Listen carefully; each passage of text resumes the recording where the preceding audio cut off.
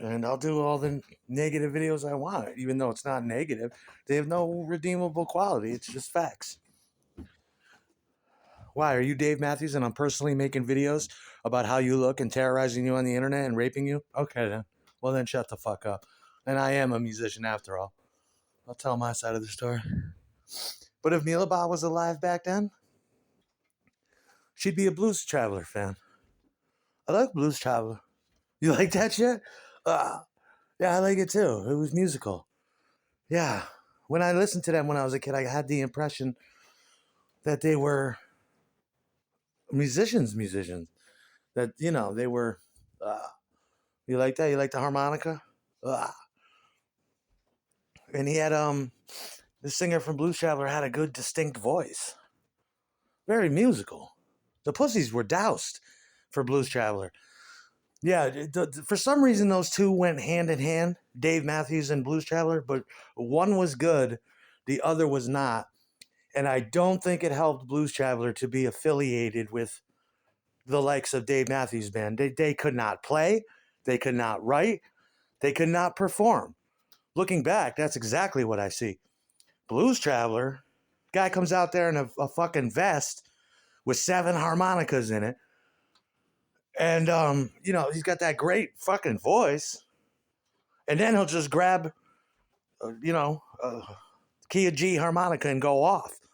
And I don't mean play harmonica like some of us do. He would really, really play that motherfucker. Like he used to do coke and sit in a room and play harmonica 7 days a week.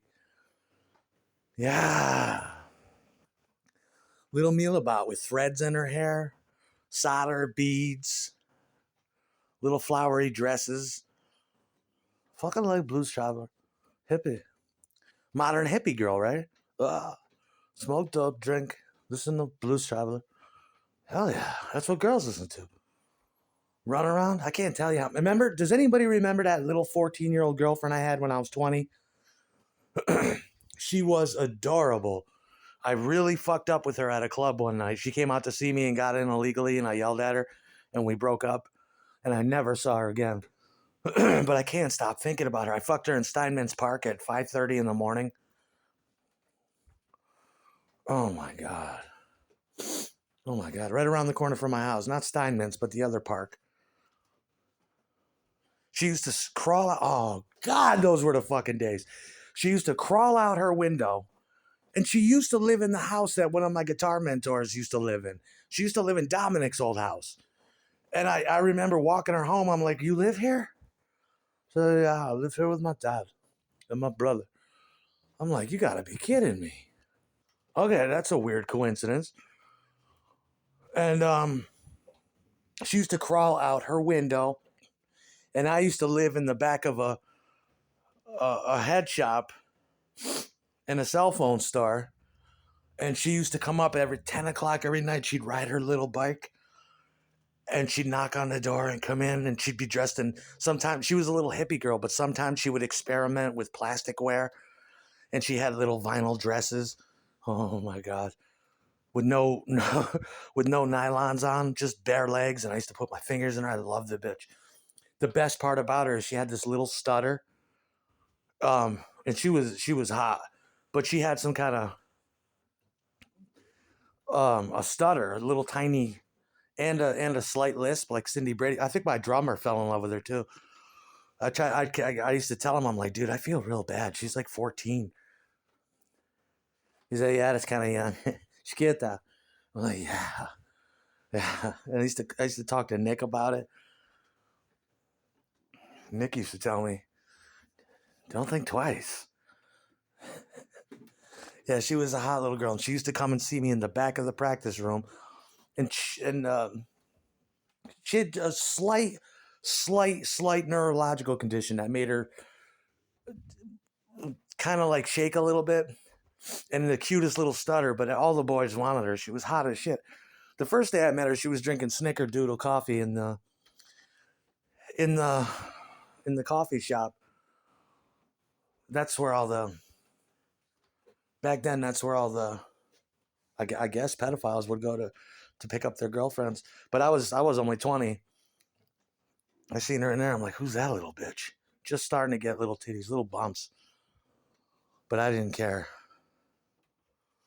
I just wish somebody would have told me back then. Yeah, this happens once in a lifetime. Little flowery dress, no panties, bare legs, cute little stutter. Mm. And there was like four. I can't remember her name either, because there was like four Jessicas at the time, but she was the youngest one.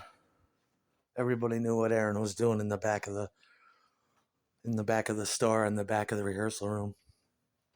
And she'd bring over her Blues Traveler tapes and play them on loop all night while I sucked little titties and smoked joints.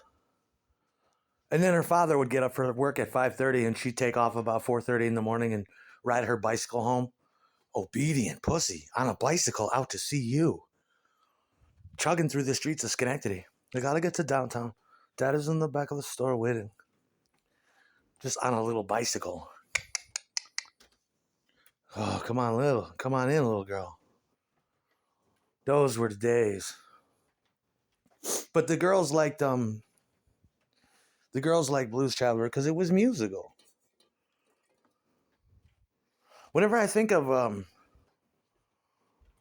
Dave Matthews Band, I picture Elaine from Seinfeld trying to dance. That's what that shit is to me. It's like, what is this? But Blues Traveler, it was highly musical. You see how, there was no, rock had gone through so many phases of different types of rock. There was 600 subgenres of rock by then. And for some reason, they couldn't narrow down what the fuck Blues Traveler was when it was just major key music. But Dave Matthews didn't even have traditional formulas of chords. It was percussive. It lacked melody. It lacked chord structure. It lacked proficiency. It lacked talent. It lacked competent structure. It's utter crap. And it was expensive crap. It's not like they were a band from around the corner. Yeah, the college pussy I'd be fucking with would be listening to Blues Traveler, playing with Clitty, listening to Run Around. Oh God. Oh, little hippie girl orgasm. Ah, oh. Yeah, if Melba was alive back then, that's what she'd be listening to. One of the bands. Listening to Blues Traveler. Good girl.